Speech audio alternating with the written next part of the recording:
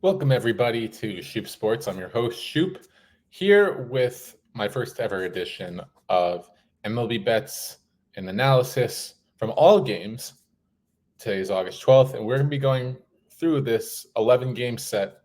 We're going to go through each game, going to give you the story behind the game itself, the odds, how to approach each game from a betting perspective, and if you had some leans on any of these games, hopefully I can be here to confirm some of these leans. So I got three tabs open for us and these are the only ones we're going to be using really. It's going to be the OddsJam app. OddsJam, if you don't know, is an app that with a paid subscription, you can get all the odds from every game. You can find the best odds from every game to be able to make the best choice for whatever bet you're trying to choose. Then you have your MLB scoreboard for ESPN, and then the MLB site itself. It's got a little bit better statistics for MLB if we want to look those up. But yeah, so this is really all we need. What you need to win betting baseball or any sport really is you need a bit of domain knowledge, so some knowledge about the sport itself, but maybe more importantly, you need knowledge about the market and what is the market telling us about these games. Based on the prices of these games, with that combined sports knowledge, you can get a lot of insight about how the best sports bettors in the world are approaching each of these games tonight. So without further ado, let's go into the first game of the night, which is Cubs versus Guardians. Now, Cubs versus Guardians, first thing that stands out to me is that the Guardians were on a bit of a losing streak recently, but they've turned around and won their last two games. They almost blew it in the ninth yesterday against the Twins, but the Guardians, after a bit of a bad streak, are coming up a bit. The Cubs, however, if I'm not mistaken, they're on a bit of a winning streak themselves. If you go down to Cubs, yeah, they've won their last four. Now, granted, they did just play the White Sox, but they're a hot team. They've won 8 of their last 10. You look at who they've played. Twins, good team, competing for a playoff spot in the AL. Obviously, the White Sox not a good team, but they took care of that series.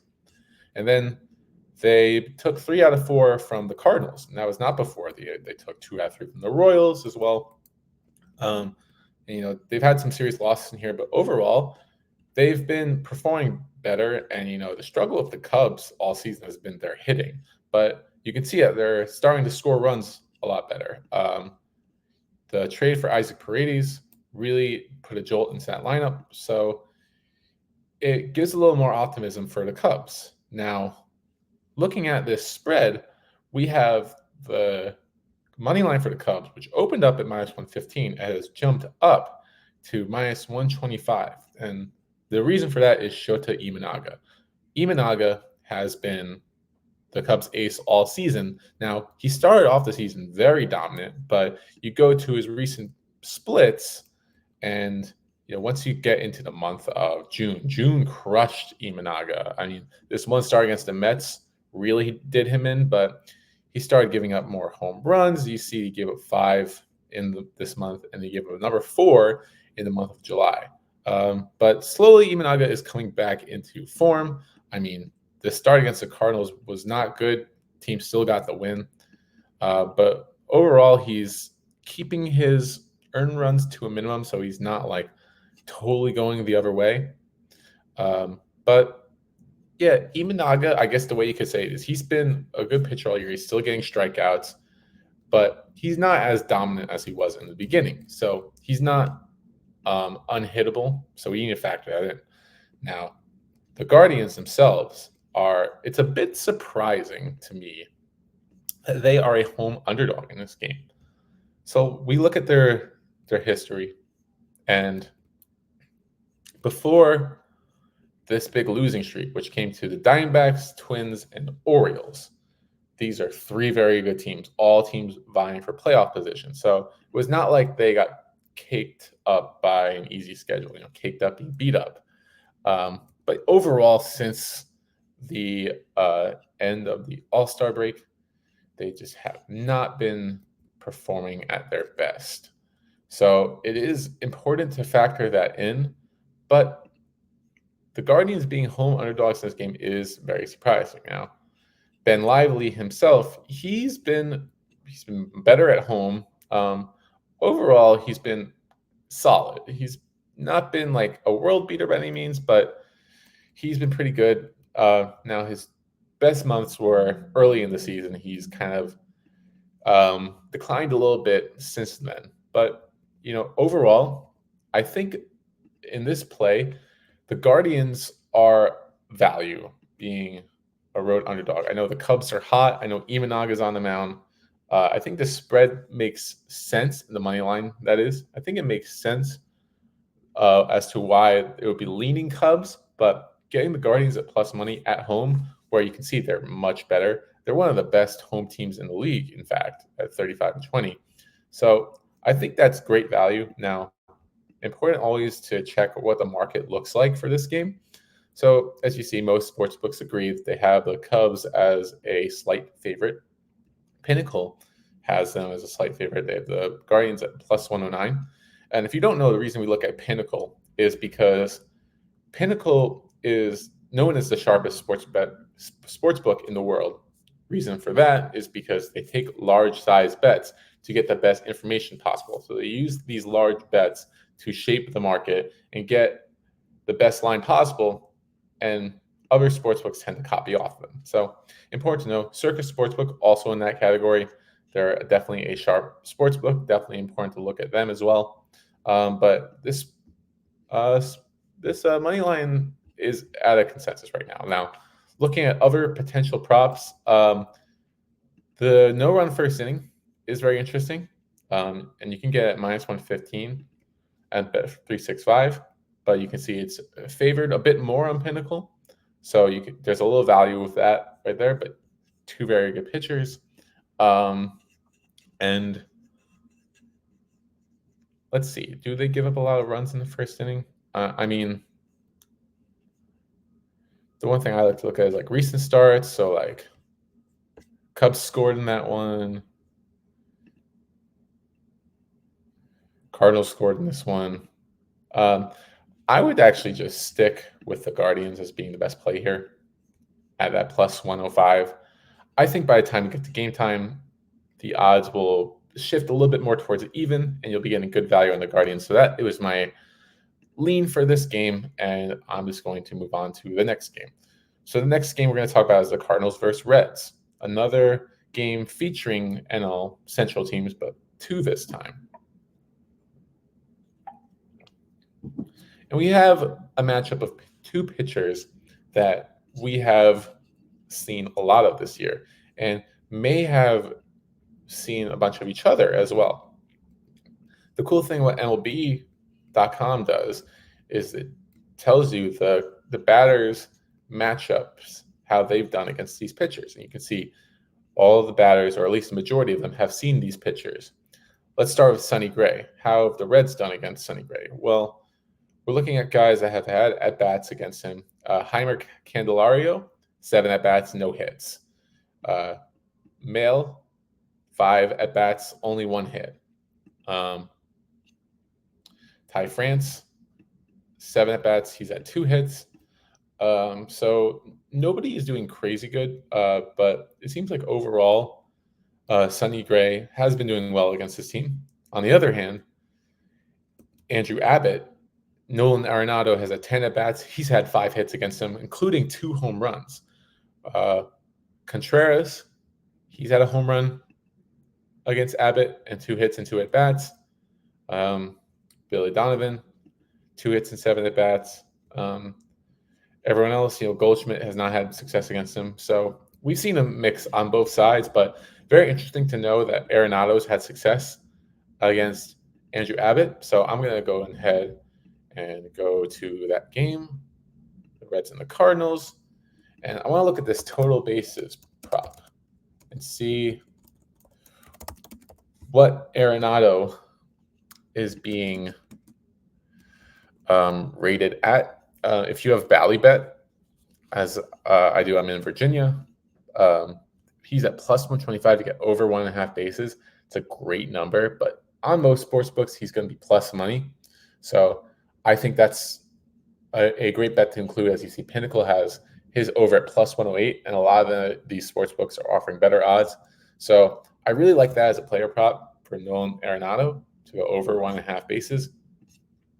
But looking at the main slate, so the Cardinals are a slight favorite here, maybe a little bit bigger than slight favorite. They're at minus 130 to minus 140. At most of these sports books, the Reds are an underdog. How have these teams been doing lately?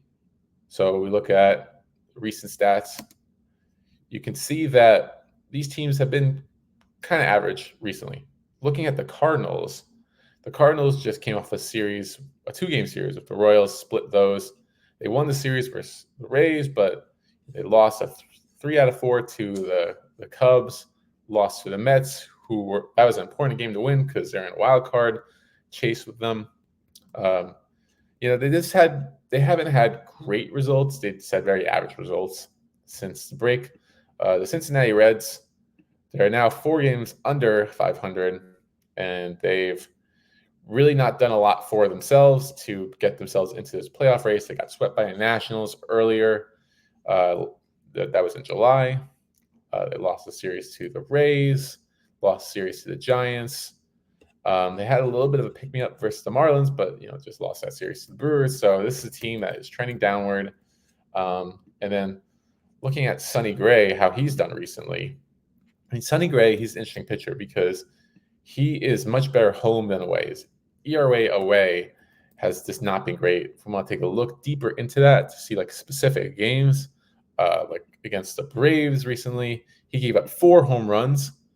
They ended up winning that game, and he got the win himself, but not great there. Gave up home run versus the Cubs. They lost that game.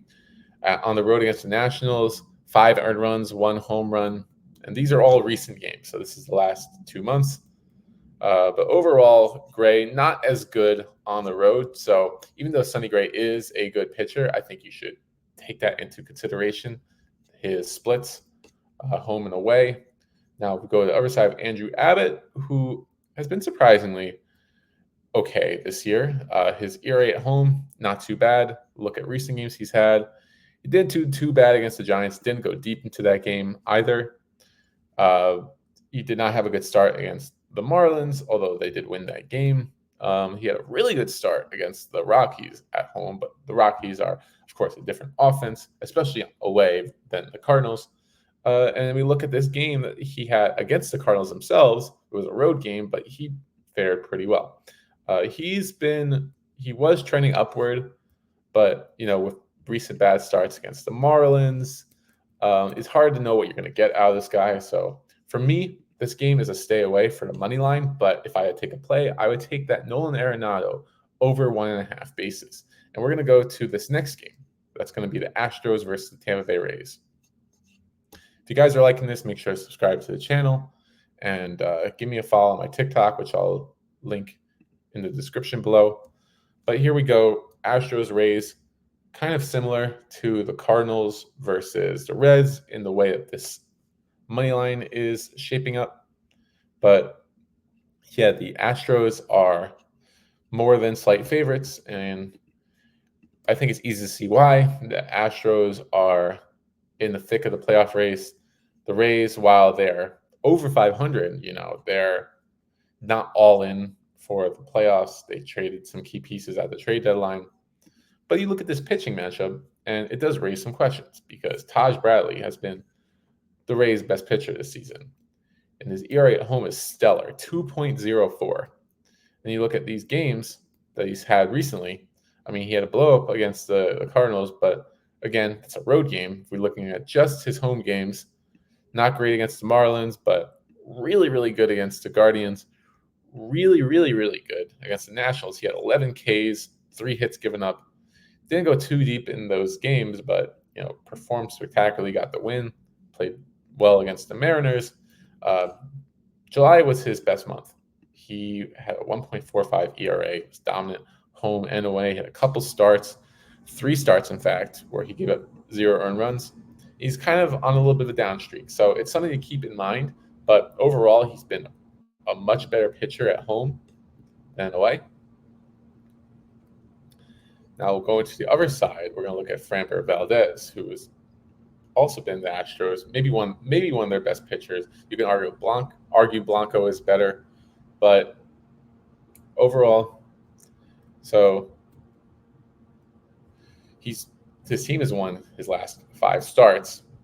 So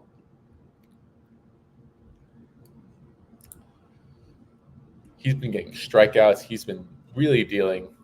And I'm pretty sure the Rays are a team that strikes out a lot. So if we go to the team rankings website, we can look at how often teams strike out per game. Tampa Bay, they're one of the top teams that strike out most. So this is where I'm going to lean in this game because I think it's going to be tight with the money line. I could see value on the Rays because of how well Bradley pitches at home, but he might be trending downward, and we don't know if that's going to continue.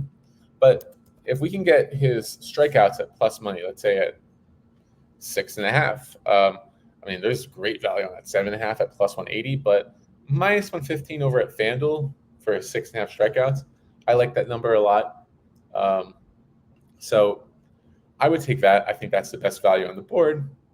And that's what I would go with for this game. Now, I am going to cut things short for this video for now. But I hope you got some value out of these 3 games. And I'll be doing another video later on the rest of the slate. So thank you for tuning in. It's the Shoop, and I'm signing out.